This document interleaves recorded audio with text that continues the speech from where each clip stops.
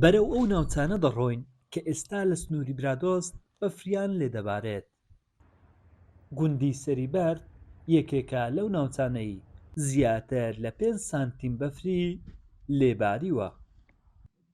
گوڵ و گوڵزارەکانی وەرزی بەهاریش لێرە لەگەڵ بەفر تێکهەڵ بەیەک بوونە.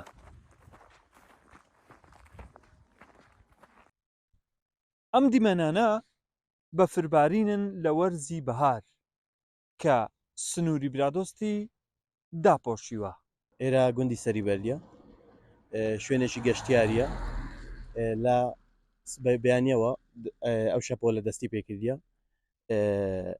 هەتا ئێستاش بەردەوامە لە هەندێک شوێن نێزگە تا 5 سانتیم کەتیە ئێجا شوێن لەگە شوێن ئەگۆڕدرێ. ئەمە شەڕات لەگەر برادێکم ناوری راتی بۆ پێکەوە بە سەردانشی سەرەوە بکەین ناو بەفرەی زۆی خۆشەی دەچوو گۆڕین کەسێکی خۆش ئاوهاواکی خۆش.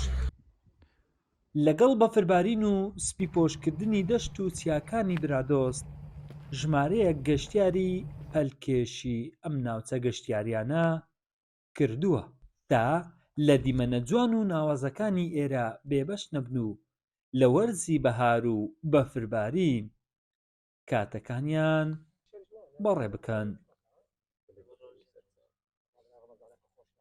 ناوچەی برادۆستا بڵێ ناوچەیەکی خۆشە، کەشی هەوایەکی خۆشیە و مەنزەڕێکی جوانی داپۆشیوە لەو مانگە. ئێستا بەهارە بەفرێکی زۆر خۆش لێتێ و گوڵ و بەفر و ئەوانە تێک هەلبوونە لەم جەوە خەڵکێکی زۆر دێ سەردانی ناوچەی برادۆستەکە و هەم مانگی ڕەمەزانشە.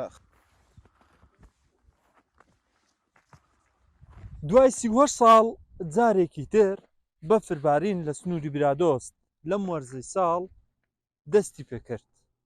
ئێستا لە بەشێک لە گوندەکانی ئەم ناوچەیە زیاتر لە 5 سانتیم بەفر باریوە. وڵات حەسەن، کورسات نیوز، برادۆست.